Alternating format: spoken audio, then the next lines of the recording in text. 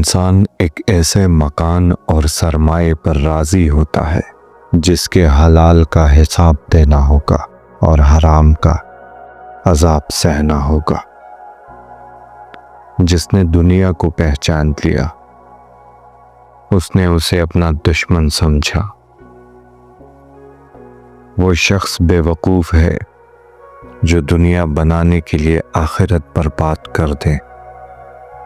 تعجب ہے اس انسان پر جو اپنے خواہشات پر بے دریغ خرچ کرتا ہے، لیکن اللہ کی رضا کے لیے ایک درہم خرچ کرنا اسے مشکل محسوس ہوتا ہے، حالانکہ اسی میں اس کی بھلائی ہے۔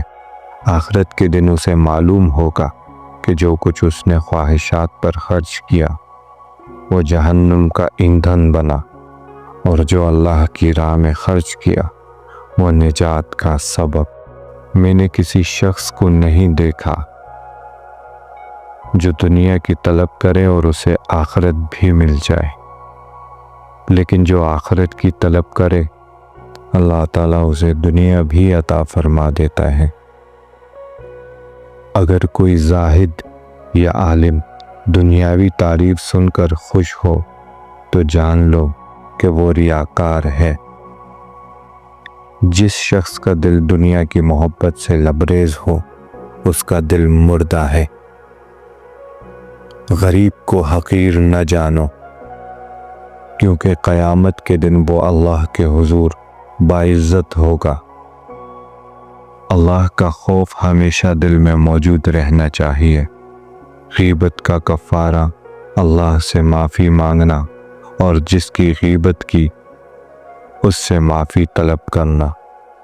مومن کی عبادت خاموشی ہے اور دعا تنہائی میں ہوتی ہے۔ دنیا تقوی اور پرہیزگاری کا نام ہے، جبکہ لالچ اس کا سب سے پہلا دشمن ہے۔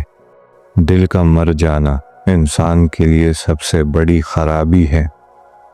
صبر کرنے والا وہی ہے جو اللہ تعالیٰ کے حکم پر صبر کرے۔ فائدہ مند علم وہ ہے جو عمل میں آئے، اور ایسا عمل مکمل ہوتا ہے جو اخلاص کے ساتھ ہو۔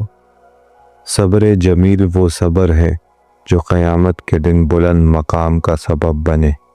تنہائی اختیار کرنا سلامتی ہے، خواہشات نفس کو ترک کرنا آزادی ہے، زبان پر قابو پانا کامیابی ہے، اور دل کو جلانا زبان میں اثر پیدا کرتا ہے۔ غصے کی حالت میں جھوٹ نہ بولو، ان چیزوں سے بچو جن سے اللہ تعالیٰ نے منع کیا ہے، اور اس کے احکامات کی پابندی کرو، یہی تقوی ہے۔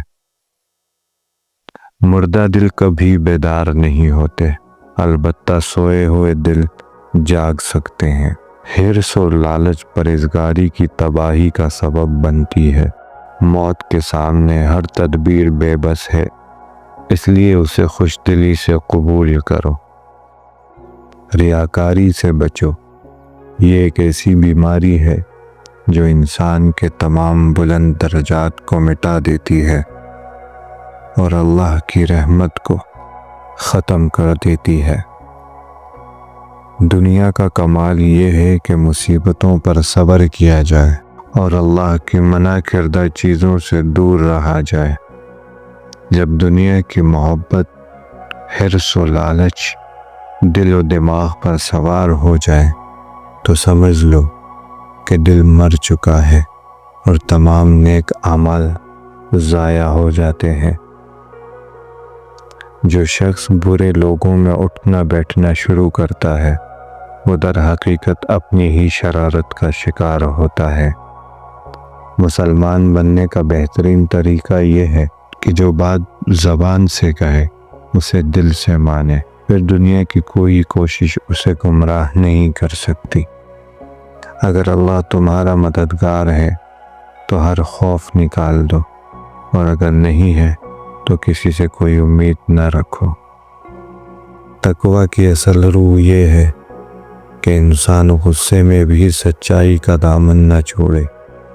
سچا متقی وہی ہے جو ہر حال میں حق بات کرے नेक कामों की पाबंदी करें और बुरे कामों से किनारा कश रहे।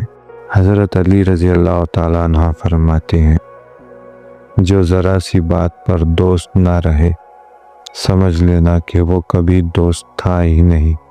ये दुआ किया करो, या अल्लाह अगर मैंने दूसरों को तकलीफ़ पहुंचाई है तो मुझे इतनी ताकत दे कि मैं उनसे माफ़ी मांग सकूं, और अगर लोगों ने मुझे तकलीफ़ पहुंचाई है तो मुझे ताकत दे कि मैं उन्हें माफ़ कर सकूं। कभी अपनी जिस्मानी ताकत और दौलत पर भरोसा न करो, क्योंकि बीमारी और तंगदस्ती आने में देर नहीं लगती। अच्छी छलांग लगाने के लिए पीछे हटना ज़रूरी होता है। इसी तरह ज़िंदगी में तरक्की के लिए बाज़ औक़ात पीछे हटना ज़रूरी होता है। मुझे कहते हैं शब्बीर अहमद, सलाम पहुँचे।